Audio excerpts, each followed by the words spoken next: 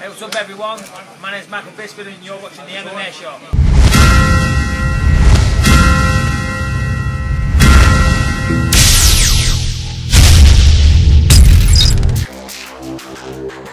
Hey! Thank you very much, Michael. You're watching the MMA Show.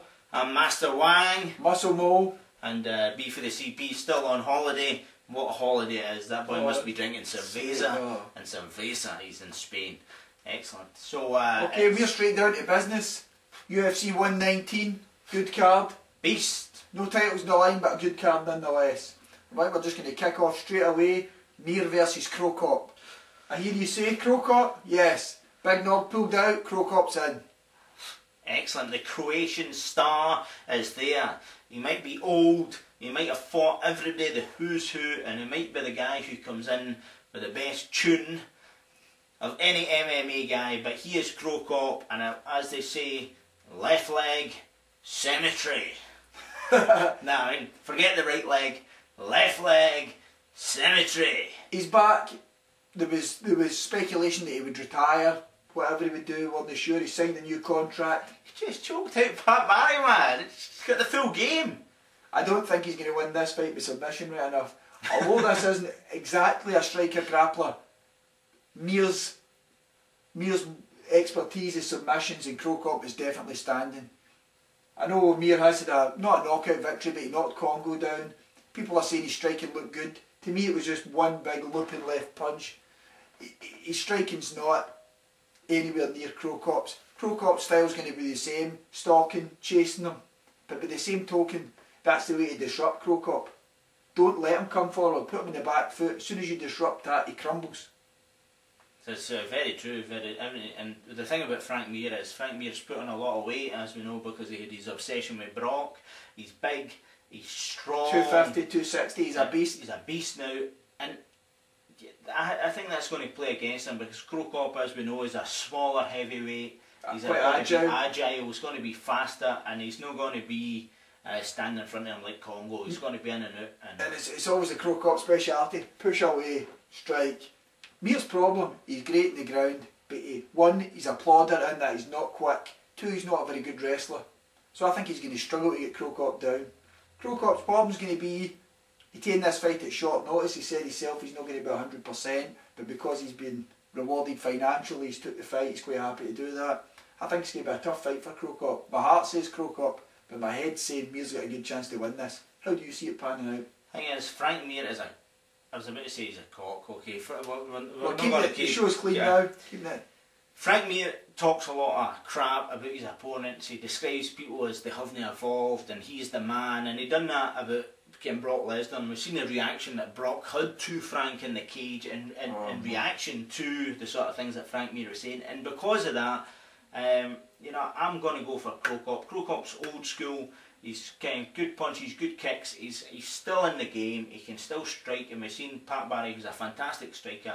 It was kind of even Stevens.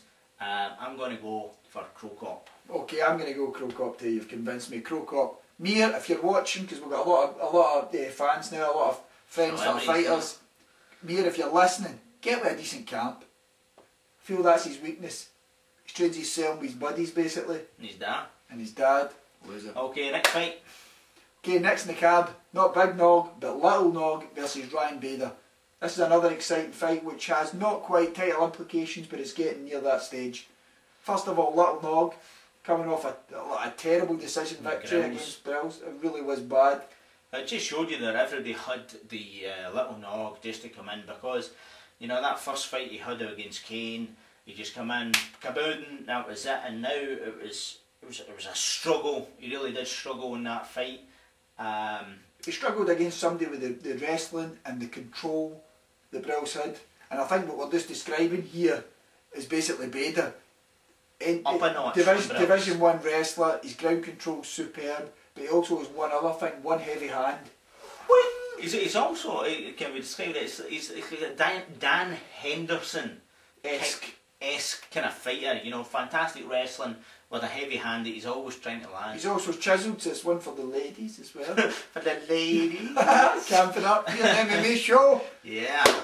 I personally think the Brazilian has a fantastic opportunity, but he's a good boxer and he's obviously great on the ground. But I think he comes for the best camp going just now. He's got all the good training partners. He has everything on his side. I think Bader's weakness is going to be a submission, and I think that Little Nog can deliver that. So I'm going to go for Little Nog via submission.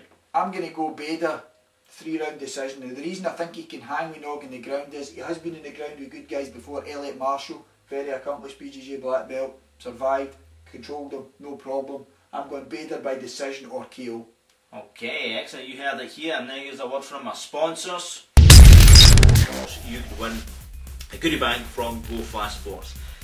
Question is, what does Go Fast Sports taste like? A, strawberry laces, B, Go Fast Sports, or C, a goddamn fantastic energy beverage? Write in the comments. We're on to Scotland.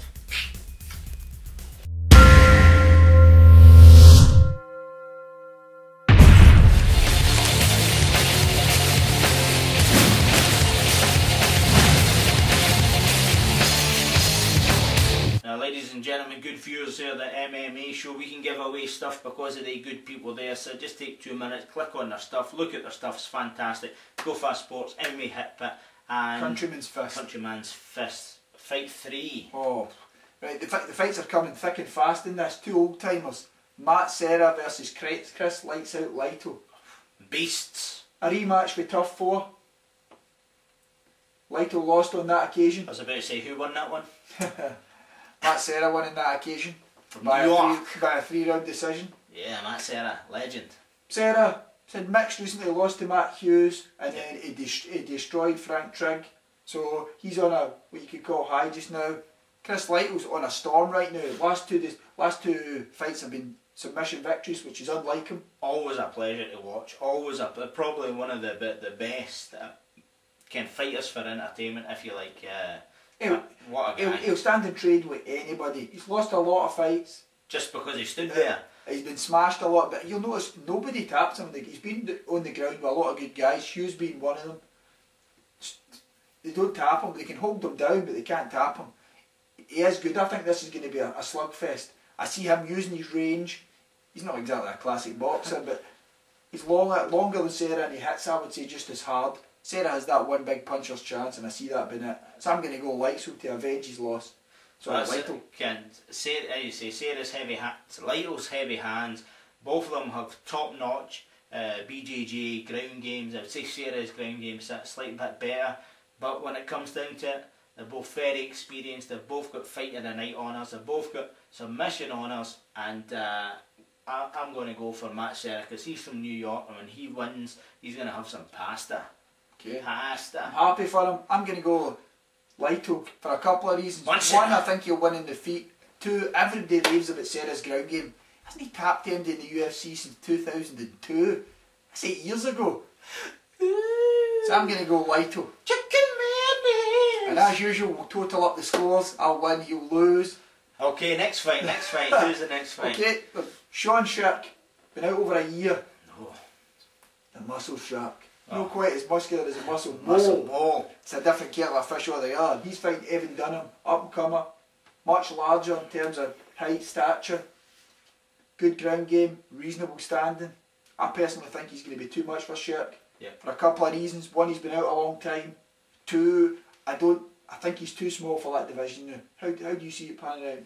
How do you see him fitting in the 155 division? I think, as you say, I think he's too small now. The people are just getting bigger and bigger, and I think the best example they've seen recently is John Hathaway fighting Diego Sanchez. It looked as if there was 2 weight classes difference there, and Dunham events against Sean Sherk, you're going to see a big size difference, and also you've got the new school, new breed.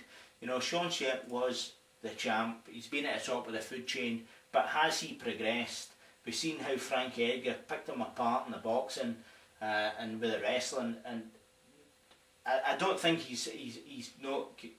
I don't think he's still at the top. I think he's still at the same level, or run about the same level. Oh, He's by no means washed up. I just don't think he's title contender anymore. No. By use of comparison, they've both fought Tyson Griffin. They both beat him, but I think Dunham showed he dominated him. He dominated him on his feet. He dominated him on the ground. whereas a much closer fight with Sherk.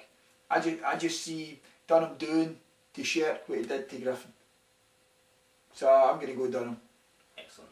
Yeah, I'm going to go Dunham as well.